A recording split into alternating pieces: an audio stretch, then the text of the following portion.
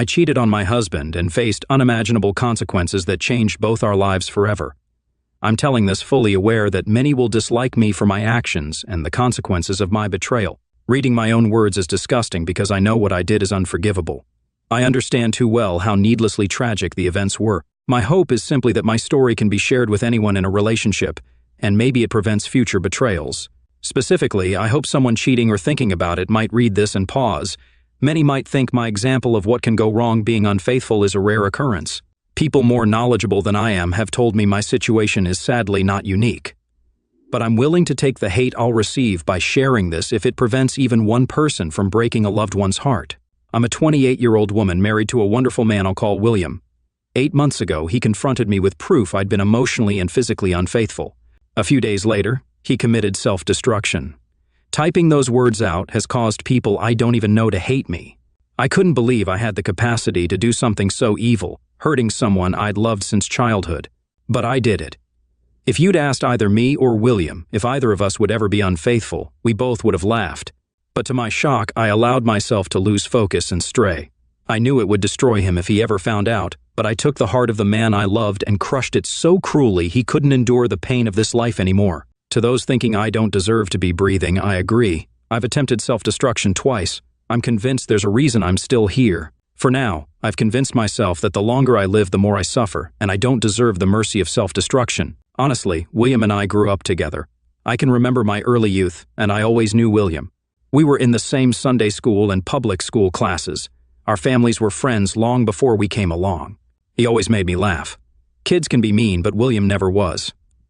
I realized I thought he was cute in 6th grade, and it became an official crush in high school. William and I were each other's only loves from early high school through college. We were best friends and cherished each other. After graduation, we took a year to get stable jobs near our families and decided to get married. We took vacations together and were ravenous for each other. The only time closeness was off the table was during that time of the month, but we'd make love for hours. Beautiful moments of passion, and I threw it all away for something tawdry, cheap, and worthless. We were planning to have children, knew their names, and were both pure. He was my first everything, and I was his. Part of me wishes I could say I had a drunken one-night stand, but no, I got involved with a man inferior to my husband. I didn't even consider the possibility that a friendship with another man could lead to an attachment forming. My husband and I had a strong marriage. As foolish as it sounds now, we really did. My husband was the epitome of strength, and I was the weak one. Before this, I considered myself a strong woman. It's just that no one ever told me that while our relationship was strong, no relationship is bulletproof. There's not a day that goes by that I don't wish someone had shot me before anything I did became secretive. It's an indisputable fact.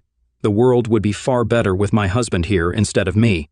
I had many chances to stop it before anything happened, and I had no reason to allow anything to happen. After a brief and heated conversation, he walked out, and I never spoke to him again. I tried to contact him in every way I could think of. I tried so many times just to let him know I'm truly sorry and that I hate what I did. My text to him never showed anything but an unread status to me, so I doubt he read any emails or heard any voicemails. But everyone said I needed to give him space and time to think. 2 nights after William confronted me, at 3:17 a.m., there was a loud knock at the front door. I turned on the lights, thinking it might be someone drunk wanting to curse me out or worse. Then there was another loud knock, and I quickly put on a hoodie before going to the door. When I opened it and saw 2 policemen, I knew they could be there for many reasons, but I instantly understood why they were there. They told me my husband's body had been found due to an apparent self-destruction, and it devastated me. I dropped to my knees, wailing, tearing at my skin and hair as the police tried to calm me down. When the EMTs arrived, I was sitting on the steps, rocking back and forth, repeating apologies. I couldn't make it to the funeral, even if William's family had allowed my family to attend. I was kept sedated for days. The first thing I wanted to do when I got out was visit William's grave, but nobody knew where his parents had him buried, and that hurt deeply. That night, I attempted self-destruction for the first time. I've now been hospitalized twice for attempted self-destruction. I'm not asking for pity. In fact, I don't want it. Nothing can take away this heartache, and nothing can numb it. Part of me wishes I had somehow forced him to see me, just for a moment, to tell him how sorry I am and that I knew our marriage was over. But I didn't get that. No, I didn't deserve it. I have to face the fact that what I did was so vile that making my husband see me might have forced him to take his life even sooner. Many people have said my actions led him to take his life, and I don't doubt it. Until that horrible day, we were incredibly happy. No self-destruction note verified I caused his passing away, but we had been so happy, loving nearly every moment together. To go from that bliss to grief quickly ended him. I ended him. My words, actions, and thoughts betrayed us. Both. Regret doesn't damage you. If it did, I would have died before my husband ever confronted me. When COVID hit, William and I quarantined together. I taught at an exclusive private school, and our salary was assured as long as isolation was needed. William worked from home, making progress on a project. Despite the world's worries, we enjoyed our time together, getting closer. I am truly sorry for those who lost a loved one to the horrible disease, but my husband and I grew closer during those weeks. We joked about others struggling with family time. We simply couldn't get enough of each other. After the first month, we agreed to limit arguments to once a day for about a week. Our only argument during quarantine was about doing laundry just to put clean sheets on the bed again. I cheated on that man, leading him to end his life due to my actions. I hate myself in many ways, but knowing I had it all is the most difficult pill to swallow. My affair with Paul, the lacrosse coach, started innocently during Zoom meetings. No attraction was present when we met face-to-face. There was zero attraction, at least from me, and I didn't sense any lustful attention from him toward me. During that introduction, I learned he was engaged, and I told him I was happily married. No closeness, tension, or anything hinting it would ever be a possibility. The school allowed half the staff and students to attend in person for a week, while the other half used Zoom. The next week, they switched. This was to help with social distancing and the students' feelings of isolation. While eating lunch one day before my next class, I got an email from Paul asking me to edit toasts and jokes for his upcoming wedding. I was used to editing, so it was nothing I felt important enough to tell William. Since it pertained to Paul's wedding, I saw no reason to bore my husband with details about that day. The email included a toast to Paul's parents and to the bride's parents. I took what he said and added a few phrases to tug at the heartstrings of all who attended. The jokes aimed at his brother, who was the best man, were really funny but a bit too crude for my taste at a wedding. I mentioned this when I sent back his edited speeches. He laughed it off, saying I didn't understand his family's sense of humor, which included teasing. This email exchange marked several months of back-and-forth communication, but surprisingly, nothing inappropriate happened until the very end. Throughout our conversations, there was never any flirting or escalation. We did discuss taxes, but our talks were purely scientific and psychological, making even the biggest nymphomaniac in history drier than the Sahara. The discussions about race, politics, religion, science, and sports sometimes got heated. I was called prudish for my tax opinions, but I enjoyed the discussions, confident there was no temptation on either end. All of this occurred during work hours. My husband and I had a landline for emergencies, and once we were home, our smartphones were turned off. Paul didn't even have my number to text until I emailed him with a witty remark late in the day. He asked for my number to counter what I'd sent. Many CO workers had my email, so I didn't think much of it. I genuinely believed Paul had no interest in pursuing me, as he was smitten with his fiancée at the time. However, about a month before their wedding, Paul discovered his girlfriend had been having an affair with her high school boyfriend for over a year. He was shocked and deeply hurt. Unintentionally, I became the person he vented to. I'm not sure when our conversations crossed a line, but I started feeling genuinely sorry for Paul. I despised his fiancée for what she did, and I saw nothing wrong with that. After a particularly tough night for him, he looked frazzled at school, and I could tell he'd been crying. I gave him a hug and he asked if we could talk after school. Since I had a few hours before William got home, I agreed. In hindsight, I realized what drew me into conversations with Paul was a different opinion. William and I had discussed almost every imaginable topic, and I usually knew his response most of the time. I craved surprise or verbal conflict. It was foolish, pathetic, and weak, but that led to the affair. Everything with William was perfect, and we spent every available moment together. I mentioned a coworker named Paul to William, but as nothing was happening, I didn't elaborate, and he saw no reason to pry. When William had to go out of town for 3 weeks, we FaceTimed daily, and I missed him intensely. With sudden spare time, I found myself texting Paul just to pass the time. Instead of occasional conversations, Paul and I often had dinner and drinks before going home. Oddly enough, what led to us becoming physical was me spraining my ankle and the school nurse being unavailable that week. I hurt my ankle and went to Paul, assuming he, as a coach, had numbing spray or an ace bandage. While he was tending to my ankle, I noticed he had an apparent hardness. I was surprised until I realized he could see slightly up my skirt from his position. For a moment, I found it stimulating that I was turning him on. I adjusted myself to see if a slightly better view would arouse him more. He called me out on it, and I laughed, telling him to work out his frustrations with his girlfriend. Suddenly, He kissed me, and I pushed him away. He kissed me again, and this time I didn't resist. We made out for a few minutes before I snapped out of it, hurriedly left his classroom, and sat in my own classroom in disbelief of what had just happened. I didn't intend for it to happen, and I'm sure Paul didn't either. Unsure whether to call William immediately or wait until he got home that night, I spoke to Paul after classes. He apologized, advised me not to bring conflict into my marriage, and suggested we stay friends. With William out of town and focused on work, I didn't want to add more stress. After discussing Tulsa with William that night, I decided to wait until he got home. His company faced issues causing delays and extending William's stay by 2 weeks. Paul was there for me to discuss what had happened between us. I couldn't confide in my female friends or family who all loved William. If I had known, maybe strangers on a site like this would have been the best option. Unfortunately, I vented to the last person I should have. One Friday after work, Paul and I went to a new restaurant for dinner. We sat at the bar, had a few drinks, and I explained my unease about telling my husband. Paul asked how I thought William would take the news, and I suggested he might want to call in sick the next day. I told William. He asked if I thought he would fight Paul, and I said no. However, I knew it would mean the end of Paul and I talking. Paul confessed he might not have made it through his breakup without me. I assured him I was glad to help and didn't regret it. As the realization that our friendship would end sank in, we both felt a bit depressed. We drank too much, and I ended up at Paul's apartment doing more than kissing. As soon as it was over, guilt set in. Yes, it should have set in earlier, but I knew my marriage was over. William and I had both said society allows too many second chances for those who don't deserve them. While we believe cheaters deserve a second chance, it could never be with the betrayed spouse. Things got complicated when William returned from Tulsa. I was having my period, so I knew there would be no closeness between us. Thankfully, I wouldn't have subjected my husband to diseases. Despite wanting to make love to William one last time, I couldn't allow that. I wrote a long letter confessing what I had done and planned to give it to William after a face-to-face confession. To this day, I don't know how William discovered what was going on. He may have been monitoring my online conversations with Paul from day one. I never got to ask him how he found out, and the realization that he learned about my betrayal before I could tell him caused me to fall to my knees, swearing I planned to confess. William didn't believe me, and I wouldn't have either. He had a stack of texts between Paul and me printed out. Though I didn't deny any of the accusations, that honesty came far too late. He packed a few things and left me on a Monday evening. Wednesday night, he drove to a shopping center, parked his car, and took his own life.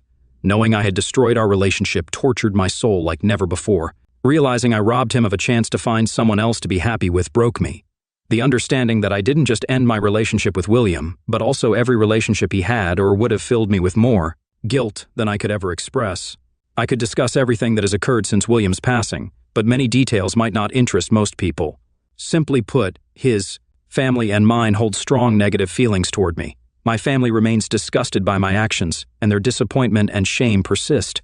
Their love for me endures, but the sense of disappointment and shame will never fade, and rightly so. The outcomes were not what I intended, but when choices lead to pain and suffering, we bear the guilt of causing that grief. I see a therapist twice a week to work through things. Through my therapist, I met someone genuinely helping me sort through my feelings. Years ago, she intentionally set a small fire as a joke, but it quickly spread, causing multiple endings of life. We've discussed various aspects of her story and mine. Things can't be the way they once were, nor should they.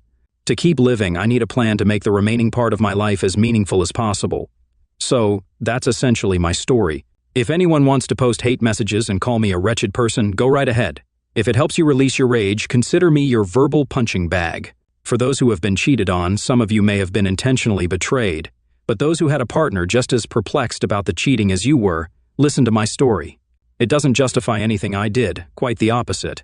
But if it helps you understand that you bear little responsibility for the infidelity, so be it. To unrepentant cheaters, I hope you listen to my cautionary tale and recognize your ability to destroy not just someone else but also your relationships and a significant part of yourself. I know I can't preach or judge anyone but myself. I just hope no one finds their William and loses them or sinks to the depths I did. Most importantly, I want people in great relationships to cherish and never take them for granted. Humans aren't immune to being swayed under the wrong conditions. When we love someone, we carry part of their soul with us. One betrayal makes it impossible for that person to hold that piece of you again. I had my husband's heart in my hands, and now I deserve never to hold it again, nor will he ever hold mine. This life has too much pain without hurting the ones we love. Love is too precious to risk on anything. Update: I cheated. causing my husband to commit self-destruction days after confronting me. This is intended as a final response. William likely didn't read it, and considering he's been dead a year, I doubt it was him. For those trying to psychoanalyze me, I appreciate the effort, even if it was for your own self-interest. Professionals haven't provided a good theory for why I let things happen. I feel like there should be some valid reason why I did what I did too. I just can't come up with one, and it wouldn't be a valid reason if I found one. For those thinking this is fake, I can't fathom a reason to post this other than to warn and perhaps help. It wasn't a karma grab, I've barely responded, so it wasn't for attention. And it certainly wasn't to lift my spirits because I've rightfully been slammed for my betrayal. Admitting to something horrible is not easy. Imagining it never happened doesn't help me, but you all do. I do not keep in contact with Paul and have not heard from him since before William committed self-destruction. The only things I know about him are secondhand from people I worked with. I have no interest in being with Paul or having him in my life in any way. So, those thinking I planned my vile actions to ride off into the sunset with a lacrosse coach, no. Bless you all. May you have stellar lives full of happiness, but most of all, peace. I was married to my wife for 4 years, and our marriage faced challenges due to her struggle with drinks. Even before we tied the knot, I knew she enjoyed drinking, particularly at parties. She was the kind of person who loved to indulge in drinks during social events. We first met at a club where she and her friends were celebrating a birthday. I was instantly attracted to her and approached her in the group. That night, we talked and spent the rest of the evening at the club. After meeting, we went home together because she asked if she could come with me. On that first night, we became faithful. Despite my wife thinking I was only interested in a one-night stand, I felt differently. I genuinely liked her, and our closeness deepened my feelings for her. In the following weeks, we started dating after spending time together at least twice a week for 3 months. At the time, she had just finished college and was working hourly jobs until she could land her desired job. Early on, I knew she had a drinking issue, but I didn't expect it to escalate to the point of needing rehab. After over a year of dating, we got married, officially moved in together, and unfortunately, a year later, she lost her parents and only sibling in a tragic accident. This intensified her emotional struggle, leading her to cope with the pain through excessive drinking. I thought her extreme drinking might be a temporary response to mourning, but it persisted months after the burial. She didn't recover from her family's loss, becoming a shadow of her former self. Despite my efforts to comfort her, she was in a dark mental state. Around the same time, she experienced a breakdown, adding to her emotional turmoil. She stopped working, and the responsibility of caring for both of us fell on me. On days when she wasn't drinking, she displayed aggression and anger over trivial matters.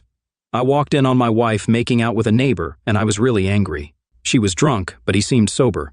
I kept the neighbor away and informed his wife. Yet I couldn't take any action against my wife, thinking she wasn't in the right state of mind. I was wrong because a few days later, I caught her talking to the same neighbor.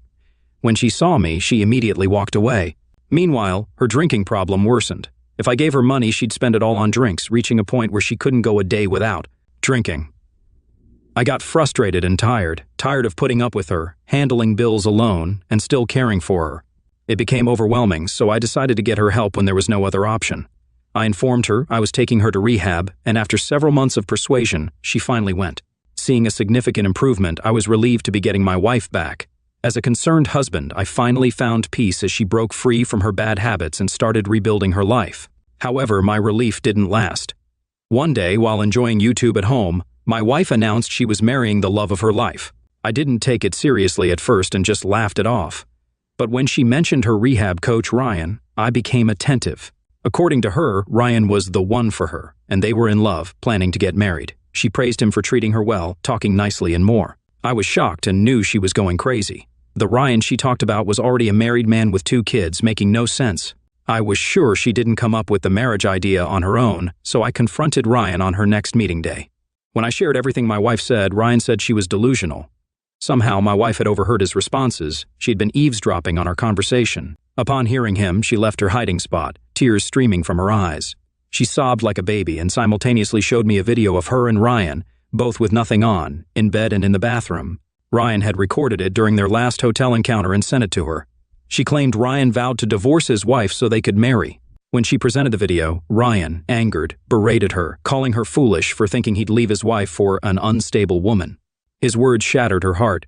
I'd never seen my wife cry like that since losing her family. It became clear she truly loved Ryan, even planning to divorce me for him, which deeply saddened me. I was furious with Ryan for exploiting my wife, his client. To give him a taste of his own medicine, I pressed charges using the video as evidence in court. Sharing this is easy because the hurt and heartbreak almost shattered me. Despite the challenges my wife presented, I still loved her and tried to help her return to normal. Unfortunately, she cheated on me in return, planning to divorce me for her rehab coach. I felt pity for her when she discovered Ryan's deceit and nearly fell into depression. Out of compassion, I admitted her to a mental hospital, and after her admission, I initiated a divorce. Although it seemed she wasn't in her right state of mind, she was clear-headed enough to consider divorcing me. Honestly, our relationship was a significant waste of time, resources, and emotions, but I'll view it as a life lesson. Here's a piece of free advice. Some women aren't worth the sacrifices most men make.